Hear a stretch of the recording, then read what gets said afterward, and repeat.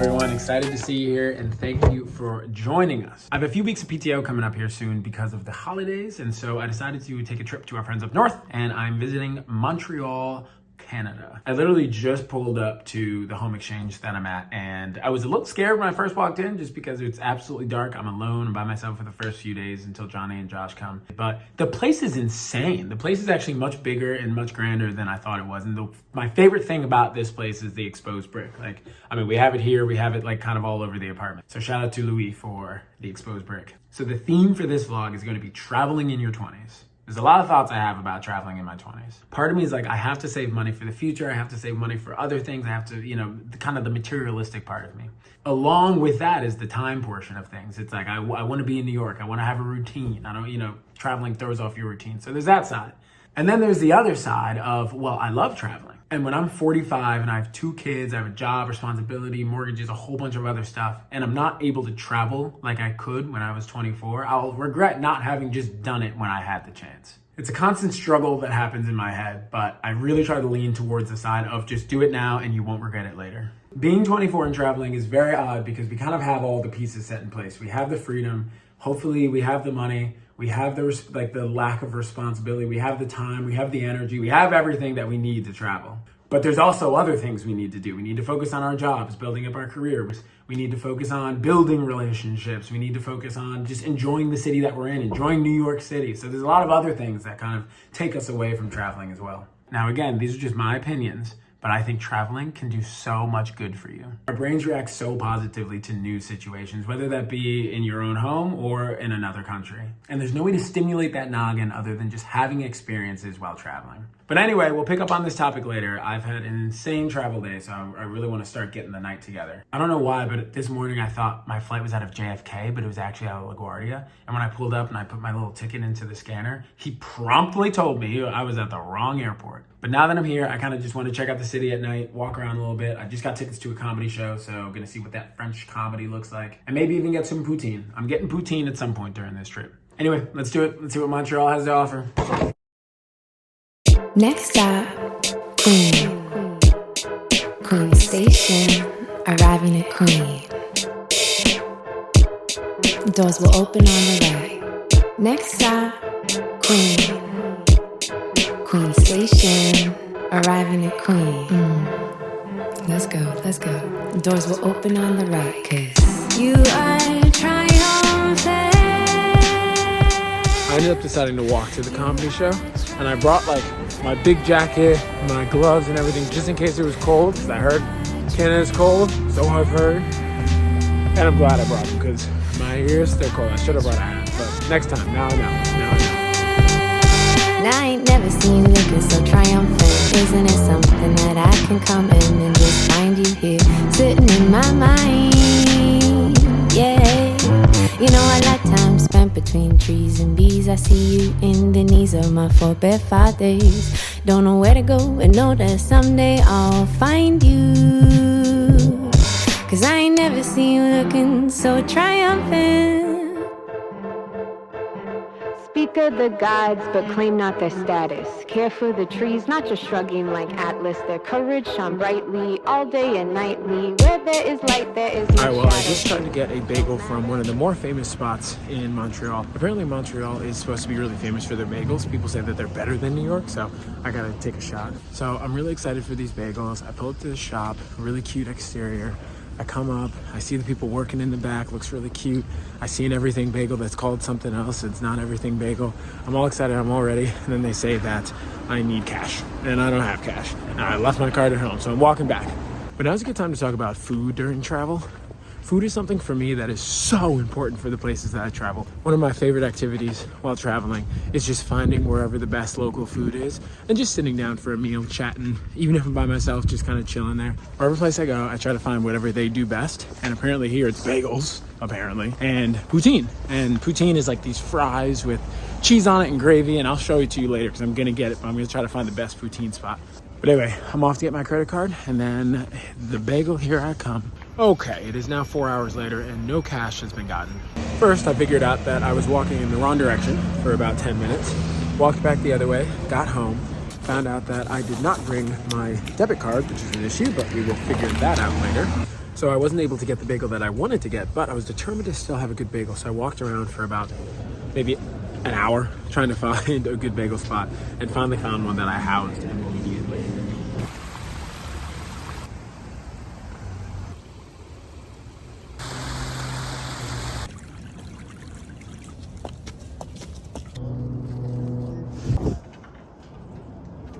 Okay, hectic little time that I had right there. I've spent the past forever trying to get cash. I don't have my physical debit card and none of these ATMs take the tap to pay. And it was fine this morning when I couldn't get the bagels. That was fine. But now I'm at the Poutine place and I walked a long while to get this Poutine, so I was determined. I ended up just getting it through my credit card, getting cash through my credit card, which is kind of expensive, but I needed the Poutine. So anyway, here it is. This is essentially what Poutine is. It's literally just gravy, cheese, and fries, but it is one of the best things ever. The first time I had it was at camp when I was a kid, and I fell in love ever since. So here we go. Let's try it out.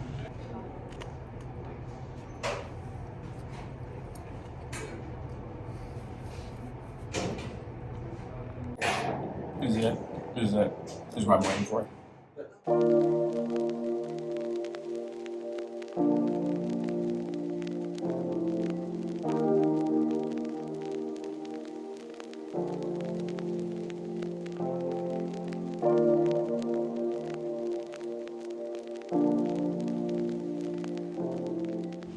Hey, good morning. It's good to see you again. I'm on my way to get that bagel. I got the cash. We're gonna try St. Viator's bagels. Or some people say St. Viateur. Apparently this is the best bagel in Montreal. So we're gonna be the judge. Oh, I forgot to put on, oh no, I did put on sunscreen, wow. So what I'm really enjoying about this solo travel so far is that I get to wake up, do a little bit of work, do some meditation, and get out pretty leisurely. I get to kind of just do what I wanna do on my own schedule. And speaking of doing a little bit of work, I want to talk about working remotely as a young person traveling. I've had a remote job for the past 2 years or so, and I've really been able to maximize the amount of travel that I get to do with it. So if you do have a remote job, I highly suggest you taking advantage of the remote travel situation. I know it's sometimes hard to think about going outside of your normal routine of waking up in your bed with your desk and doing your work with your monitors and all your specifications. But like I said before, breaking up that routine is so good for your brain. The more you do it, the better you'll get at it. Why not start now? All right, so this is the famous bagel. They do a lot of sesame on their bagels, is what I'm getting at. But looks pretty good. I got the salmon bagels, apparently the traditional.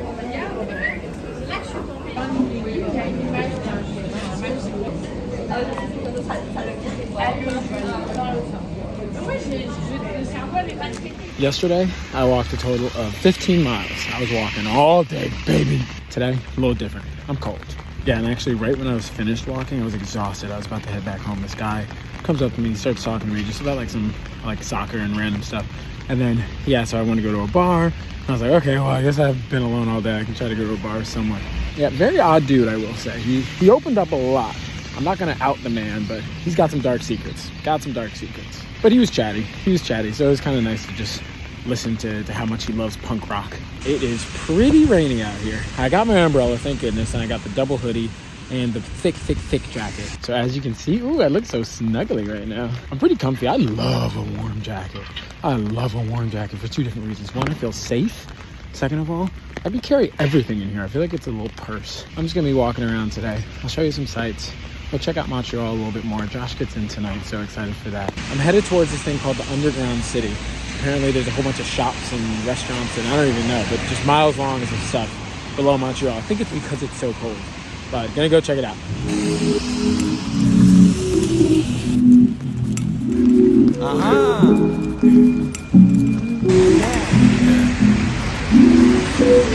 You live in a mess, I give you tricks, you give me right, okay. You said you gon' slide, never divide, full of light, okay. I say, wanna come here with me, then let's get wise, okay. You got pride, huh? Okay, let's just ride. Never afraid, I'm never afraid, right? Never afraid, never had no shame, never afraid. Hey, okay, so I did not make it to the Underground City. Nobody really gave me a real answer. I asked cops, I asked people on the street. Nobody seemed to know where the entrance was. And then I saw a large building in the distance that just looked so appealing for some reason. So I went over and I checked it out since it was calling to me. And when I pulled up, there were some beautiful Christmas lights.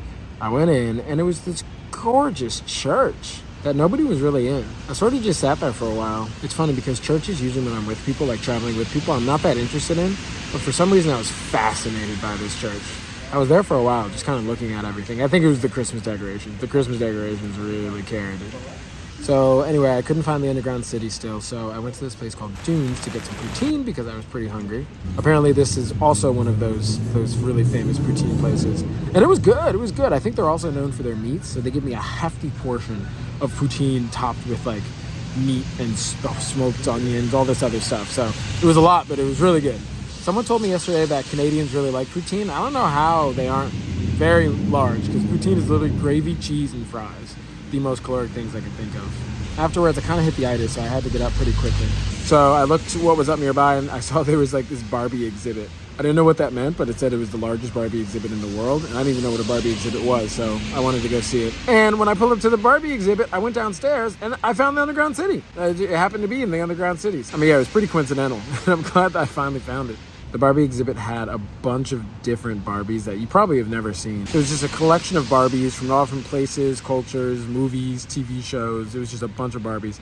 And there were some scenes as well. It was a cool exhibit. It was free. It was just kind of something that was in the underground subway. It wasn't like an official museum, but I liked it. Then I walked around the underground city for a while. It's pretty big. They have a lot of stuff down there, some stores, some food, random things. I think the underground city is really good for people in Montreal because it gets so cold here. It's also downtown, so I bet you a lot of like the business people kind of take it to and from meetings. The business meetings. I found a store that sold a leather journal, so I bought it because I want to start journaling. I had a journal for a year that I wrote in every single day. And one day it just disappeared. But I haven't really journaled since then. This was like maybe 5-6 years ago. But I'm gonna start again.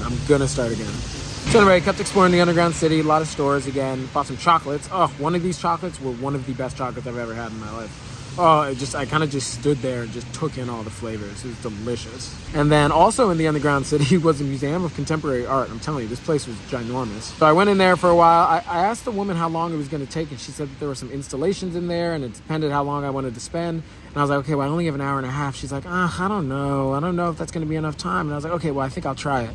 And that took like 40 minutes max. And I tried to get everything out of it. So anyway, now I'm waiting for Josh. Josh is going to roll up and we're going to get some dinner. But I liked the loose day. I like the loose plans day. That's the best way to travel. Best way to travel for me. It's just having a plan, but kind of keeping it loose at the same time.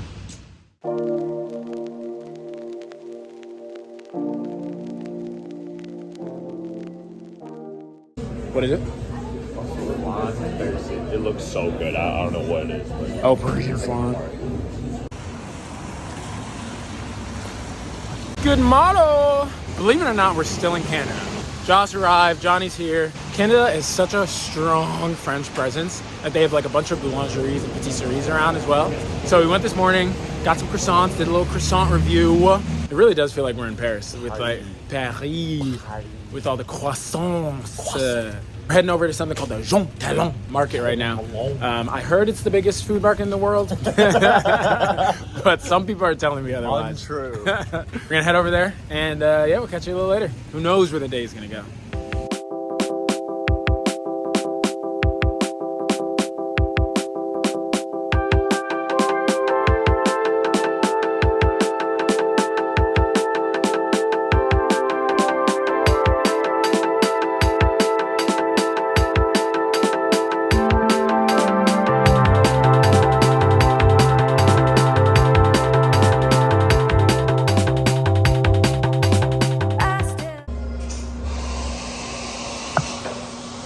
Really hits. It's strong. That's kind of espresso. No, I hear you. Long It's shot, better. it's like less like that. Okay, so we pulled up to the Jean Talon market. We were a little underwhelmed at first. There was a lot less going on than we thought. Then we went in and yeah, it was pretty big. It was cool.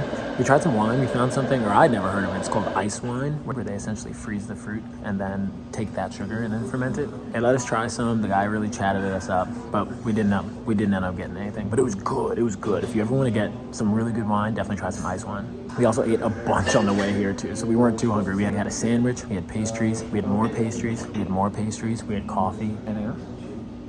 Oh, and a bagel. We're chilling in a cafe until the rain starts to subside a little bit, then we might go to Old Town. Anyway, I'm gonna enjoy my macadamia nut hot chocolate.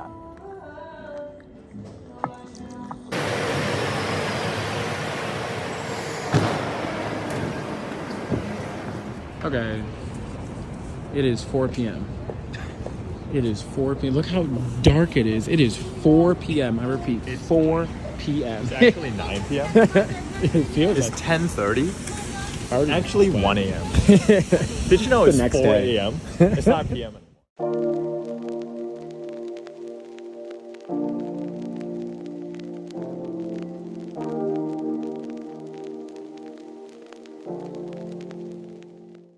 So anyway, we haven't really caught up in a while. So some of the things that we got up to, some of the things we got into, we had some delicious natas, just like these Portuguese desserts. Natas. I don't know why they're really big here and they do them really well here, but they do because they are so good. We had at least maybe like 3 or 4 at this point. And they're pretty cheap too. They're about $2 Canadian, which by the way, the exchange rate between dollars and Canadian dollars is every time you see something in Canadian dollars, you can just take 30% off, easy. So it feels like everything's just like 30% off, which feels like we're shopping on a sale 24/7. Josh and I got some delicious pizza. I was starving at that point, so it actually was some of the best pizza that I've had. It was really cheesy. Josh didn't like the cheesiness, but I liked it. It's my last day in Montreal. Johnny and Josh are staying for a few more days. So it's my last day in Montreal, but Johnny and Josh are staying for a little bit longer. So I started off with some macarons, which apparently are different than macaroons. They had some really good flavors. They had creme brulee, maple, a whole bunch of stuff. And speaking of maple, Josh and I were saying we hadn't really seen too much maple paraphernalia going on all over the place, especially for how big Canada is for maple. So I just stopped by and got some maple syrup for some people. Yeah, Josh is trying some of the maple butter. Okay, so we did end up getting a sandwich. We got the poutine with the smoked meat on top. And, I mean, you have eyes. You can see. I don't know, describe it. Josh is mesmerized.